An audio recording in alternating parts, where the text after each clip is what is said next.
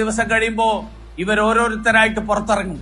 അതിനുശേഷം ഈ കേസ് എവിടെ പോയി എന്നുള്ളത് അന്വേഷിച്ച് കണ്ടുപിടിക്കാൻ പോലും സാധിക്കാത്ത ഒരവസ്ഥയിലേക്ക് എത്തും. ഈ സാഹചര്യമാണ് ഇന്ന് കോൺഗ്രസിന്റെയും CPM-ന്റെയും നേതാക്കന്മാരുടെ വസതികളിലേക്ക് ഭാരതീയ ജനതാ പാർട്ടിയെ ഈ തരത്തിലുള്ള ഒരു പ്രതിഷേധവുമായിട്ട് രംഗത്ത് വരാൻ നിർബന്ധിതരാക്കിയിട്ടുള്ളത്.